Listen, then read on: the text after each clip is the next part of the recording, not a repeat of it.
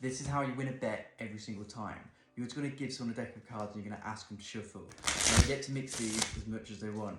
When they're done, take the cards back and you're just going to do this. Even though you just shuffled, you're going to deal small packets on the table from the top. You're going to keep going until someone says stop. Now, they really can stop anywhere, and they did just shuffle these. Let's say they decide to stop here. You're going to tell them to take this card. They're going to look at it and they're going to remember it. This card is back just here, and you're just going to drop all these cards on top, just like that. Now square up the cards, pick them up, and all you're going to do is this. You're going to take the cards, just give them a cut. You can give them a few cuts. You can even give these to them, and you can let them cut them. And they can really cut these as many times as they want. Now when they're done, you're just going to take the cards back. You're just going to do this. You're going to deal cards face up on the table, and you're going to keep going and tell them you're going to find their card. And obviously they're going to think this is impossible because they just shuffled and cut the cards. So you deal the cards down the table just like this, and you keep going. Now you go through a few cards, and all you're going to do is this. You're going to stop.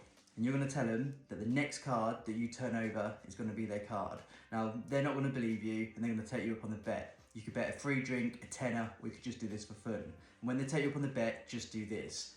Don't turn over this card, just reach down and turn over their card. And of course, you're going to win every single time. Now, to do this, it's so easy, but just follow my steps. You're going to take the cards back after they really do shuffle them, and you're going to do this. You really are going to drop small packets on the table, and they really can stop anywhere.